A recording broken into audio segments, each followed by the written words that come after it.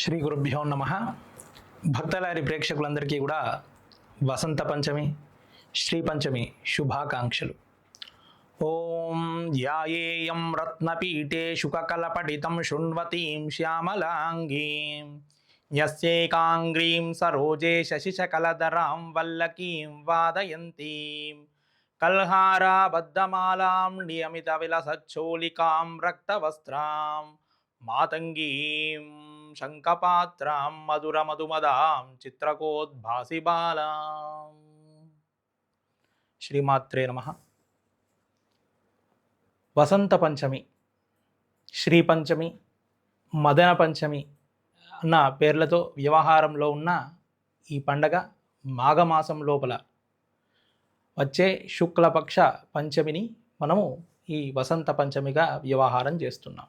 ఈ మాఘమాసము ఉత్తరాయణం ప్రవేశించిన తర్వాత ప్రారంభమయ్యే శుభకార్యాల లోపల మనందరం కూడా పెద్దపీట వేసి ముహూర్తాలకు సన్నద్ధమవుతూ చక్కగా మాఘమాసంలోనే మా కార్యక్రమం కావాలని అందరూ వచ్చి అడుగుతూ ఉంటారు. అటువంటి విశేషమైన మాఘమాసం, ఆ మాఘమాసంలో చేసే పూజాది క్రతువులే కానీ, అదేవిధంగా చేసే దాన ధర్మాదులే కానీ, చేసే వివాహాది శుభకార్యాదులే కానీ అవన్నీ కూడా విశేష ఫలితాన్ని మనకు అందిస్తూ ఉన్నవి. అందులో ఒక్కొక్క మాఘమాసంలో ఉండే పండుగలన్నీ కూడా చాలా విశేషం.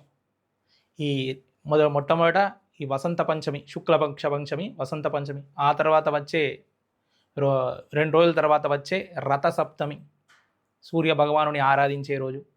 ఆ తర్వాత వచ్చే భీష్మాష్టమి, భీష్మ పితామహునికి తర్పణాలు వదిలే రోజు భీష్మాష్టమి. ఆ తర్వాత ఇందులోనే భీష్మ ఏకాదశి, శుక్లపక్ష ఏకాదశి. ఆ తర్వాత అదేవిధంగా మాఘ పౌర్ణిమ, విశేషమైన మాఘ పౌర్ణిమ, అమ్మవారు సతీదేవి ఆవిర్భావం చెందిన రోజుగా మనము వ్యవహారం చేస్తూ ఉంటాం ఈ మాఘ పౌర్ణిమను. అంతేకాకుండా మహాశివరాత్రి, మహాదేవుడు లింగ రూపంలో ఆవిర్భవించిన మహాశివరాత్రి కూడా ఈ నెలలోనే మనకు మాఘమాసంలో కనిపిస్తుంది. కాబట్టి పండగలకు శుభకార్యాదులకు అన్నిటికీ కూడా మంచి అంటే అద్భుతమైన నెల ఏదైతే ఉందో అది ఈ మాఘమాసంగా కనిపిస్తుంది. అంతేకాకుండా పూజాది క్రతువుల లోపల సత్యనారాయణ వ్రతంలో కూడా చెప్పబడింది, మాఘేవా మాధవే మాసి కార్తికేవే శుభే దినే. సత్యనారాయణ వ్రతాన్ని ఏ నెలలో ఆరాధించడం వల్ల ఎక్కువ ఫలితం కలుగుతుంది అంటే మొట్టమొదట ఏం చెప్పారు? మాఘమాసము, మాఘేవా మాధవే మాసి కార్తికేవే శుభే దినే అని ఆయా మాసాలు ప్రారంభం చేస్తూ మొట్టమొదట మాఘమాసం గురించే చెప్పినారు. కాబట్టి మాఘమాసం అనేది విశేష ఫలితాన్ని ఇచ్చే మాసంగా కనిపిస్తుంది. అందులో భాగంగా వసంత పంచమి, శ్రీ పంచమిగా వ్యవహారం చేస్తున్న ఈరోజు బ్రహ్మాండ పురాణం లోపల మనను చదువుల తల్లి సరస్వతి అమ్మవారు కరుణించడానికి, మనందరినీ జ్ఞాన మార్గంగా ప్రయాణింపజేయడానికి అమ్మవారు బ్రహ్మాండ పురాణంలో ఈరోజు ఆవిర్భావం చెందినట్టుగా మనకు కథల ద్వారా తెలుస్తూ ఉంది. మరి ఈరోజు చేసే అక్షరాభ్యాసాదులు అమ్మవారిని చేసే, అంతేకాకుండా మాఘమాసం మొట్టమొదటి రోజు నుంచి కూడా మనకు శ్యామలా నవరాత్రులు ప్రారంభమవుతూ ఉంటాయి. అంటే ఈ 9 రోజులు కూడా సరస్వతి అమ్మవారిని రాజశ్యామలగా, శ్యామలాదేవిగా ఆరాధన చేస్తూ అమ్మవారి అనుగ్రహం పొందుతూ ఉంటారు. అంటే ఒక్కొక్క దేవతను ఆరాధించే క్రమం లోపల, మనం అమ్మవారిని ముఖ్యంగా ఆరాధించే క్రమం లోపల దశమహావిద్యలు అనేవి ఉన్నాయి. ఆ దశమహావిద్యాల లోపల మాతంగి విద్య అంటే శ్యామలా విద్య, రాజశ్యామలా విద్య అనేది మనకు మూలంగా కనిపిస్తూ ఉంది. మనం ఆ రాజశ్యామలనే మనకు తెలిసిన విధంగా సరస్వతిగా మనందరము కూడా దర్శనం చేసుకుంటూ ఉన్నాం. ఏ విధంగా అయితే రాజశ్యామలాదేవి కూడా తన 2 చేతుల లోపల చిలుకలు పట్టుకొని, ఇంకొక 2 చేతుల లోపల వీణను వాయిస్తూ మనకు దర్శనం ఇస్తుంది. రాజశ్యామల సరస్వతి మాత కూడా వీణను పట్టుకొని మనకు చక్కగా దర్శనం ఇస్తూ ఉంటుంది. కాబట్టి మనకు తెలిసినట్టుగా, అంటే దశమహావిద్యలు అందరూ అభ్యసించి అందరూ చేయడానికి ఆవశ్యకత అనేది మనందరికీ లేదు. ఆ అనుగ్రహం కానీ అంటే దాని ఉపాసన ద్వారా మనం చేయాలి రాజశ్యామల ఆరాధన.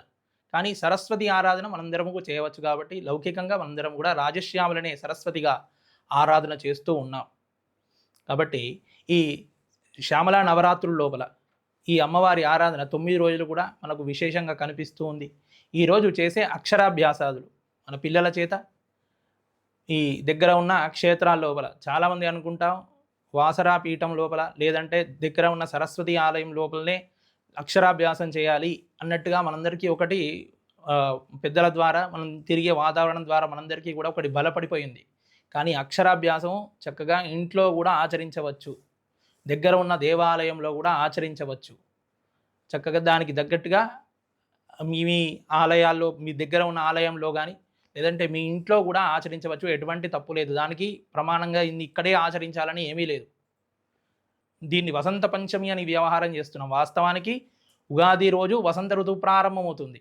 కానీ దానికి సంబంధించిన శోభ అనేది ఏదైతే ఉందో ఉత్తరాయణం ప్రారంభమైన తర్వాత ఆ శోభ అనేది మనకి వసంత పంచమి నుండి ప్రారంభమవుతుంది.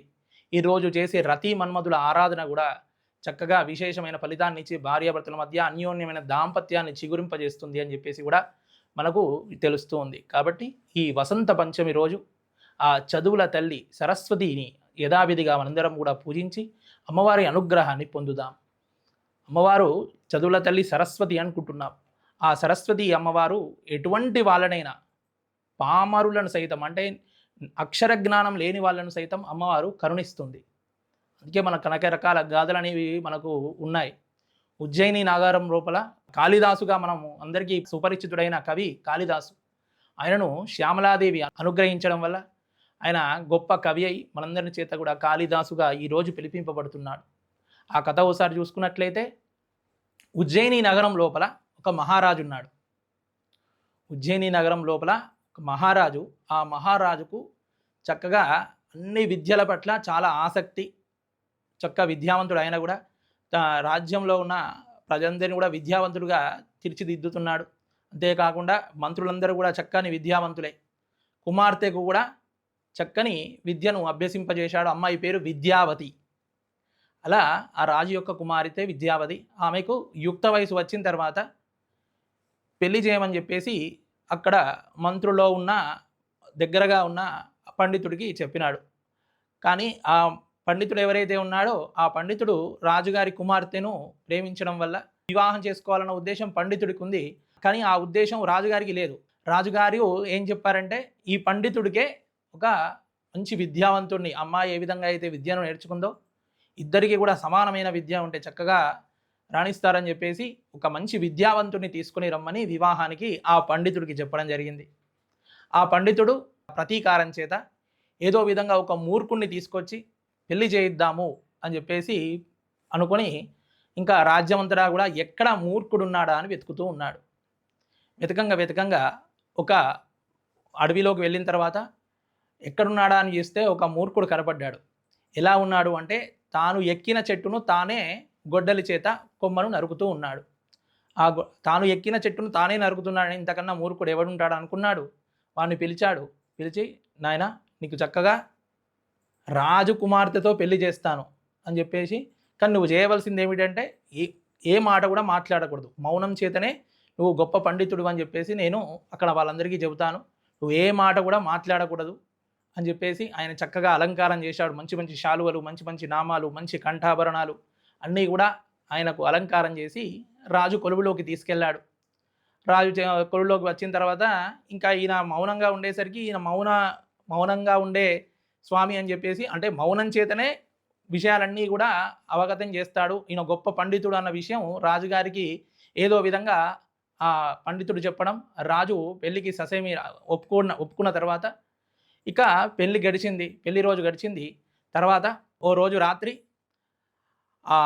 ఏదైతే ఉందో మొదటి రాత్రి, ఆ రోజు చక్కగా వెళ్ళిన కుడుస్తున్న రాత్రి, ఆ రోజు ఈ మూర్ఖ శిఖామణి ఎవరైతే ఉన్నాడో ఆ గొల్లవాడు, ఆ గొల్లైన అక్కడ చక్కగా వెన్నెల నీడ లోపల నిద్రిస్తూ ఉన్న సమయం లోపల అక్కడికి వచ్చింది అతని భార్య విద్యావతి. వచ్చి ఆమె కూడా చక్కని విద్యావంతుడు రాలు కాబట్టి, నాకు గొప్ప విద్యావంతుడు, గొప్ప పండితుడు భర్తగా లభించాడు, ఈరోజు చక్కగా పాండిత్య చర్చ అనేది చేసి ఈరోజు రాత్రిని చక్కగా రసపాండిత్యం చేత గడపాలని చెప్పేసి ఆమె అనుకొని మాట్లాడుతుంది. ఏమన్నది? అస్తి కశ్చిత్ వాగ్ విశేష అన్నది. అంటే ఇలా ఊరికే కూర్చోవడమేనా, చక్కని ఏమైనా విశేషాలు ఉన్నాయా అని చెప్పేసి అడిగేసరికి ఆయన ఏమన్నాడు? అస్తి లేదు, కస్తి లేదు, చక్కగా పడుకో అన్నాడు. అంటే ఆమెకు విషయం అర్థమైంది. ఎందుకు ఇలా మాట్లాడుతున్నాడని చెప్పేసి గట్టిగా అడిగేసరికి వణుకుతూ చెప్పాడు. ఇలా ఇలా జరిగింది. ఇలా ఇలా నాకేమాత్రం నేను పండితుడిని కాదు. నేను గొల్లవాడిని. పండితుడిని కాదు నేను.